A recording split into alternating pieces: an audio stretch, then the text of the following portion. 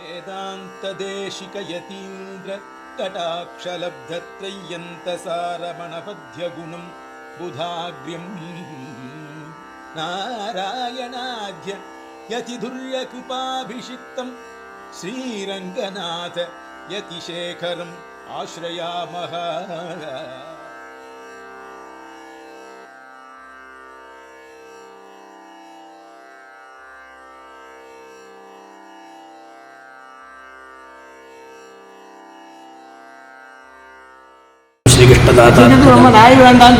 श्रीशैलान्वय देवनासदेह प्राप्तागमान्तद्वयं पादाब्जे नरसिंहताते गुरोः न्यस्तात्मरक्षापरं विद्वद्वन्द्वचकोरचन्द्रमहं रामानुजार्यं श्रये। श्रीमान् वेङ्कटनाथार्यः कवितार्किकेसरी वेदान्ताचार्यवर्यो मे सन्निधत्तां सदा कृति। गुरुभ्यः तद्गुरुभ्यश्च नमो वाकमधीमहे विडिमहे च तत्राद्यो दम्पती जगतां पति। ரகசியத்திரைசாரத்தில் 26வது அதிகாரம் பிரபாவ ரக்ஷாதிகாரம். எதனுடைய பிரபாவத்தை இங்கே ரக்ஷணம் பண்ணணும், அதற்கு முன்பு இந்த பிரபாவ அதை வியவஸ்தை பண்ணார். அதாவது எந்த பிரபத்தியை ரொம்ப உத்கிருஷ்டமாக வைத்தாரோ அதில் நிறையா சந்தேகங்கள்லாம் வந்தது.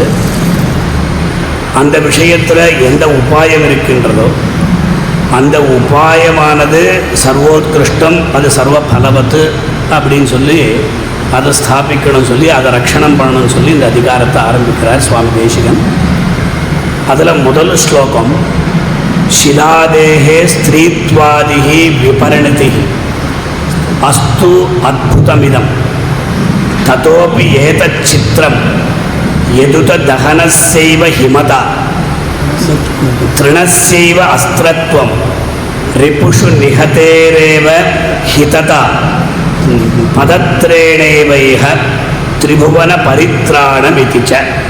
இது ஸ்லோகம். இதில் எம்பெருமானுடைய பிரபாவம் எப்பேற்பட்டது, எல்லாமே அவருடைய சங்கல்பாதீனம்தான். முதல்ல ஷிலாதேகே ஸ்திரீத்வாதிகி அப்படின்னு சொல்லும் பொழுது இதில் 2 விஷயம். ஒன்று அத்புதம் அப்படின்னு ஒன்று போட்டார், அடுத்தபடியாக சித்திரம் போட்டார். இது ரெண்டுத்துக்கும் என்ன வித்தியாசம் அப்படின்னா, அத்புதமானது விஸ்மய அபர பரியாயம், இந்த சித்திரமானது விவிதாகாரமாக இருக்கக்கூடிய எம்பெருமானுடைய பிரபாவங்கள். அதில் ஷிலாதேகம் போடச்சே இந்த ஆதி சப்தத்தினால, அதாவது கவிகளானவர் என்ன பண்ணுவான்னா ஸ்லேஷாலங்காரத்தில் 2 விஷயத்தையும் எடுக்கிறார். அதாவது பூதனா மாரணக்கியாதா சமேஸ்து சரணம் பிரபு அப்படின்ற பூதனாமா ரணக்கியாதா பூதனா மாரணக்கியாதா சமேஸ்து சரணம் பிரபு. இங்கே ஒன்று ராமாவதாரத்தை எடுக்கிறார். அதே மாதிரி ஆதி சப்தத்தினால கிருஷ்ணாவதாரத்தில், அதாவது அகல்யா அதாவது கௌதம தர்மபத்னுடைய விற்த்தாந்தத்தை ஷிலாதேகே அப்படி எடுக்கும்பொழுது இதில் போஜராஜன் சம்பூராமாயணத்தில் ஒரு அழகான ஸ்லோகத்தை சொல்கிறார். துக்கே சுகேச்ச ரஜயேவ பபூவ ஹேது தாதிருக்விதே மகதி கௌதம தர்மபத்னியாக யஸ்மாத் குணேன ரஜசா விகிருதிங் கதாசா ராமஸ்ய பாத ரஜசா பிரகிருதிம் பிரபேதே.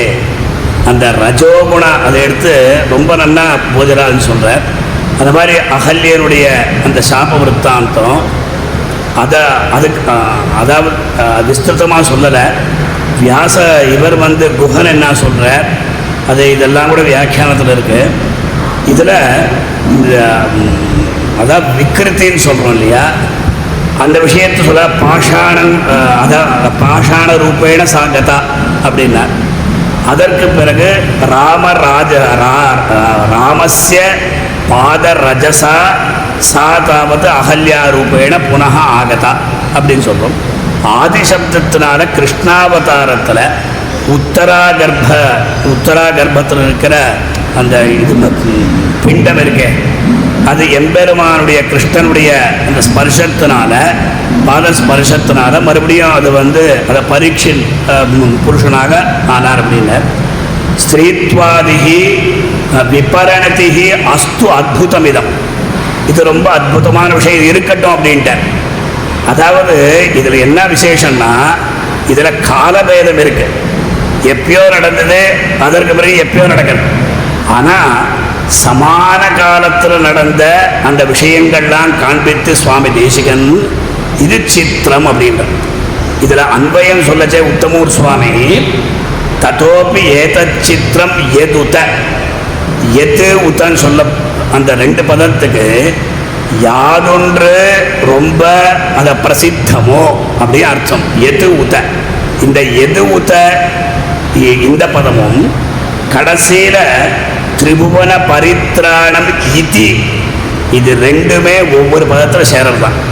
அதாவது நம ஹிமதா இதி எதுத, ஏவம் அஸ்திரத்வம் இதி எதுத, ஹிததா அங்கே வந்து ஹிமதா, அதுக்கப்புறம் ஹிததா இதி எதுத, ஏவம் பரித்ராணம் இதி எதுத அப்படின்னு சொல்லிட்டு அங்கே தத்தோபி ஏதத் சித்திரம் எதுத தகனசைவ ஹிமதா, அதனுடைய தாகக குணம் இருக்கு.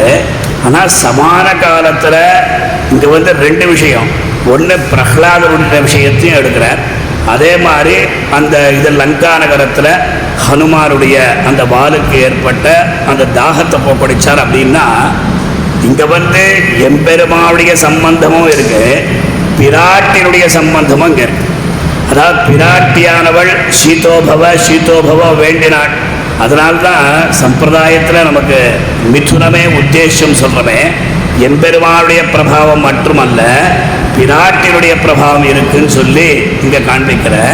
அதாவது தகன செய்வ ஹிமதா, அதுதான் பிரஹ்லாதன் விஷயத்தில் அவள் இரண்டு கசிவு என்னென்னவோ பண்ணார். அதனால் எம்பெருமானுடைய சங்கல்ப பலத்தினால அவருடைய பிரபாவத்தினால எல்லாமே சாந்தமாக அடைஞ்சதுன்னார்.